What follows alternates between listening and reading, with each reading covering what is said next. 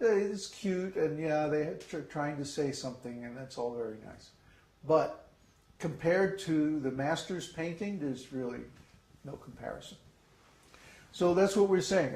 As far as material enjoyment is concerned, yes, it's very nice. But once you taste this spiritual enjoyment, you don't ever want to go back to material enjoyment again.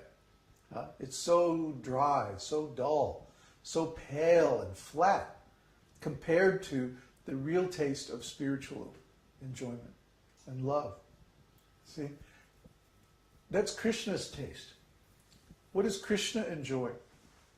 For example, when we offer food to Krishna, is Krishna enjoying the food? Our plain old material food that we offer? Does Krishna enjoy that? Not really.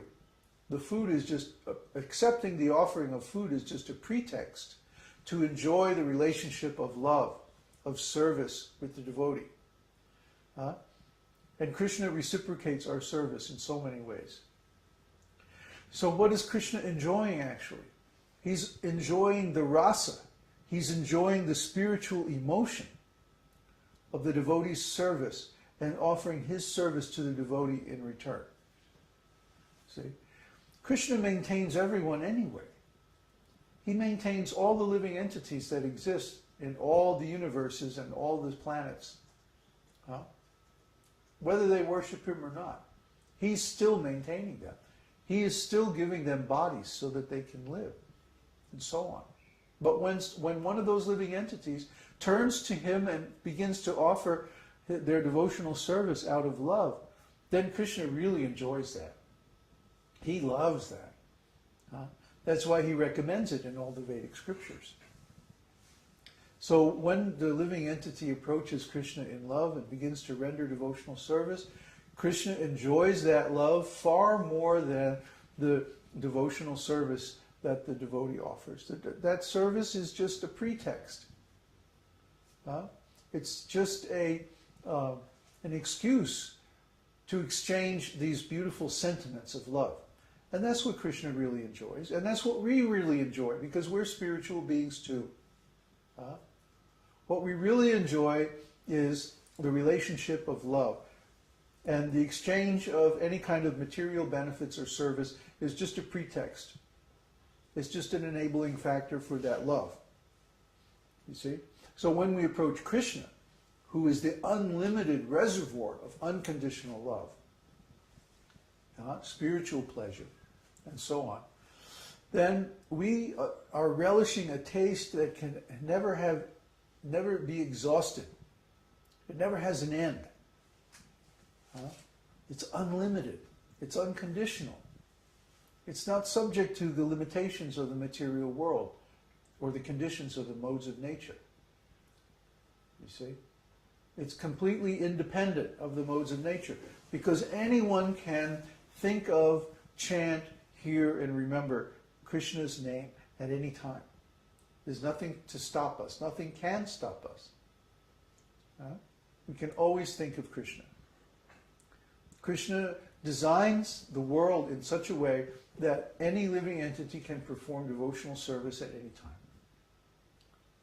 And there's nothing that can stop it. That means devotional service is unconditional. Just like Krishna's love is unconditional. And when we render devotional service to Krishna, we can feel that love. That's Krishna's blessing to the devotee. And when we feel that love, we naturally begin to manifest different symptoms like chanting, dancing, laughing, all these different symptoms, Anubhava. These are called Anubhava. So when you see the devotees dancing and chanting, or doing different kinds of work for Krishna, or exhibiting different symptoms of ecstasy, to whatever degree, could be a small degree or could be a large degree. Doesn't matter. Those are all spiritual symptoms. They're all Anubhava. And so we should understand these things in the right context. They're not material manifestations. Of course, if someone imitates them without having the actual spiritual consciousness, then that's material. So imitating a symptoms of ecstasy is very bogus, not recommended. That's called sahaja. Sahaja means cheap. If someone wants to be a cheap devotee, sometimes they'll cry or laugh or do crazy things, to imitate a devotee. But it never works out very well because people can tell. You can tell when someone is sincere or when someone is putting you on. You can tell if they're really acting from their heart or they're just imitating. Everyone can tell. Because we're all spiritual living entities. And we all know, or potentially can know, if we want to know, whether someone is for real or they're just imitating. So, let's understand this properly. When a devotee performs devotional activities, they're doing it out of spiritual love. And those activities are symptoms of their spiritual ecstasy. They're symptoms of ecstatic love. And that's called Anubhāva, which means following or subsequent ecstasy. What is it following? What is it subsequent to? The performance of devotional service. And it's a result of Krishna reciprocating with the devotee from within. So that's Anubhava. Any questions? Council?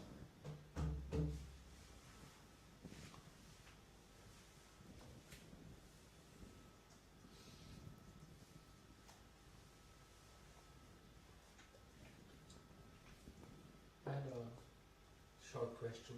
Mm-hmm. When we say that the body becomes spiritualized or the food becomes spiritualized and so on, is this connected with the meaning of spiritual in terms of eternal? Like usually we think of if something is spiritual, it means it's eternal like that. But this body is not eternal, and the food also in its form is not eternal. So when we say spiritual, what shade of meaning is that? Okay. Can you write the question, Uddhava, on the chat?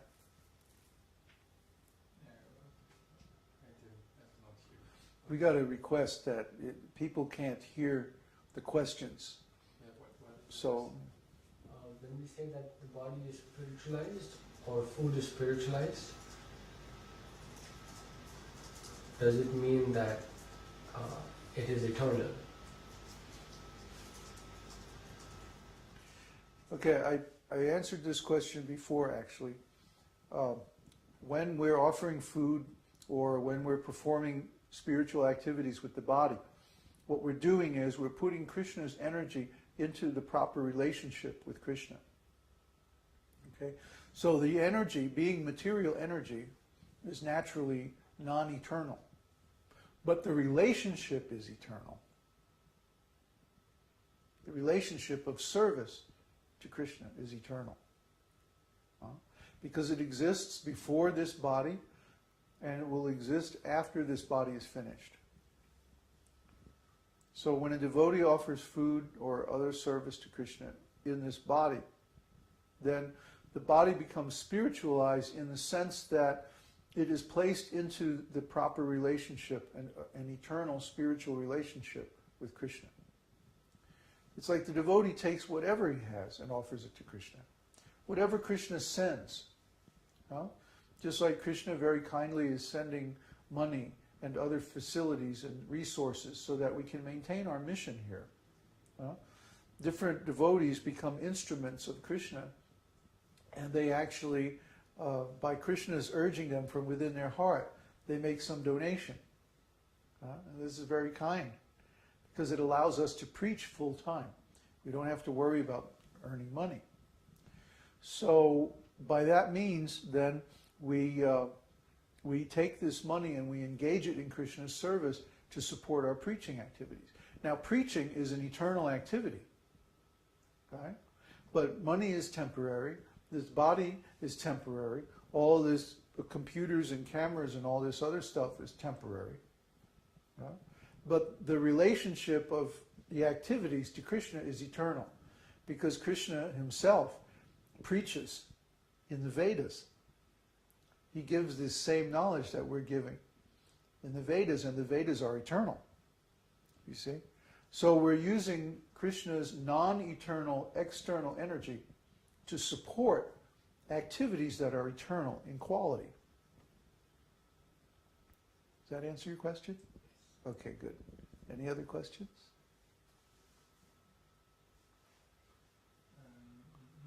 No, the internet failed, so.